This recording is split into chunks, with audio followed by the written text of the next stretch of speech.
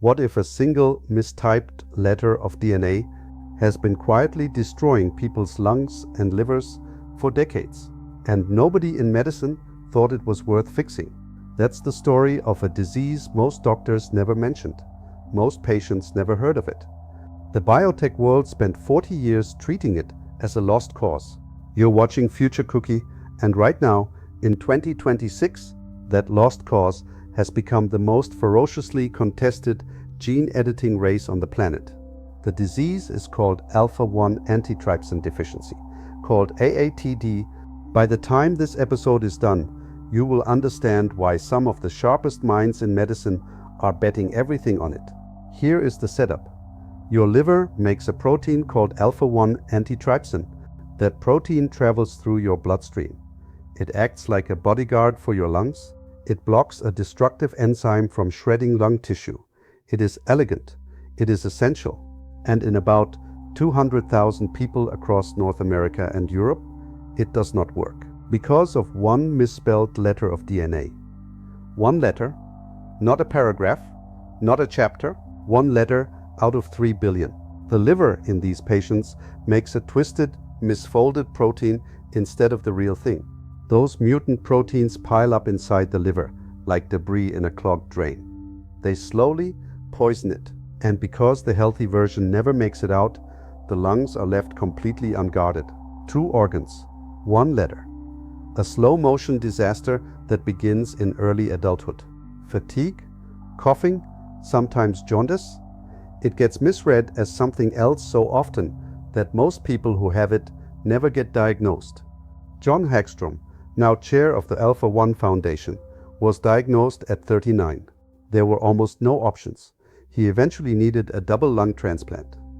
He said, "I was sort of a lost cause." And then the world changed. Now here is where this story takes a turn that should stop you cold. The same feature that made AATD a tragedy is exactly what made it irresistible to gene editing scientists. 1 letter, 1 organ the technology can already reach. 1 mutation shared by nearly every patient. In December 2016, a scientist named David Liu at the Broad Institute invented a technique called base editing. It lets scientists swap individual DNA letters without cutting the strand. John Evans, a longtime biotech executive, visited Liu's lab that month. 2 days later, he wrote to Liu. He immediately thought of AATD. In short, that means this. For the first time, there was a tool that could go inside a patient's liver cells and correct the exact misspelling causing this disease. In a single treatment, not weekly infusions for life, not managing symptoms. 1 dose at the source. Beam Therapeutics, launched in 2018. Evans was CEO. They engineered the editor to work inside human cells. They designed lipid nanoparticles, tiny soap bubble-like structures, to carry the editors into the liver. They dosed their first AATD patient in June 2024. By the time 29 patients had been treated, the high-dose results were striking. The toxic misfolded protein nearly disappeared. Total protective AAT more than doubled. Evans called it the first time in human history that we were able to correct a mutation.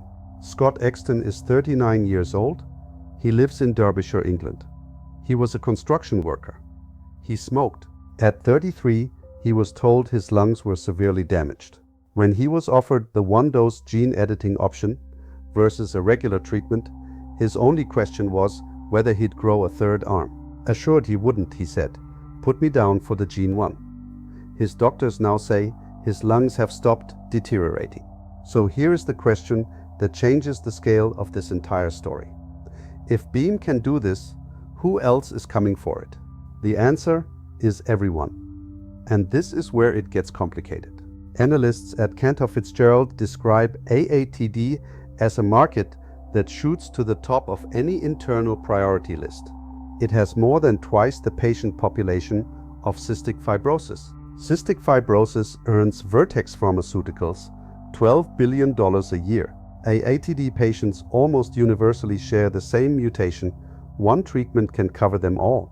And the liver is the 1 organ gene editing technology can reliably reach today.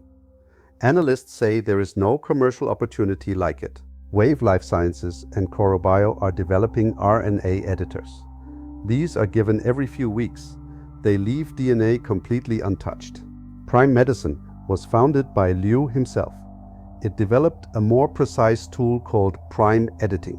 Despite an agreement with Beam, Prime secretly launched its own AATD program in 2022. Beam found out. Beam took Prime to arbitration. This month, an arbitrator decided in Prime's favor. CRISPR Therapeutics unveiled its own AATD program in fall 2025. Regeneron paid $150 million to collaborate with Tessera Therapeutics on the same target.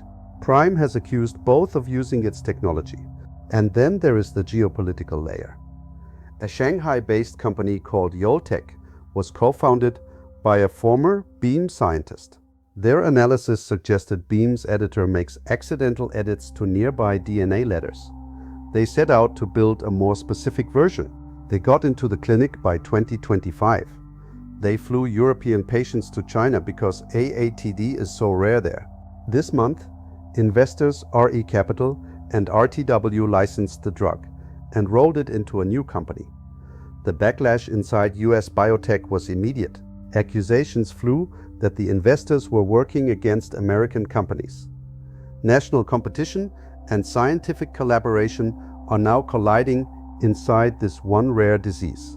Here is the signal worth sitting with.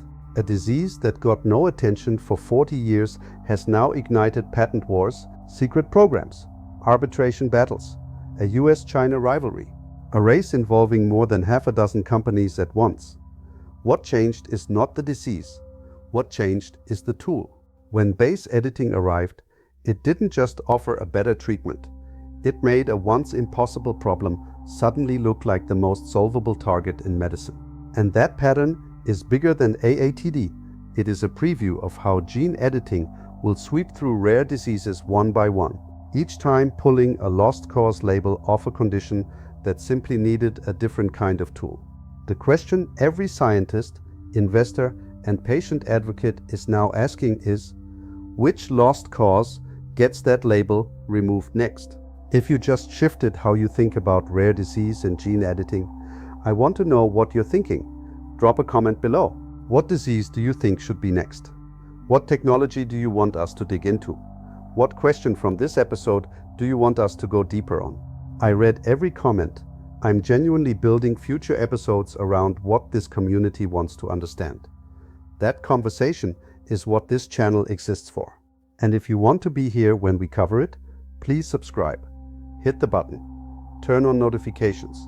Be part of a community that doesn't wait for the future to arrive. They walk toward it with their eyes open. I would love to have you with us every single episode. Thank you for joining us today. This is Future Cookie.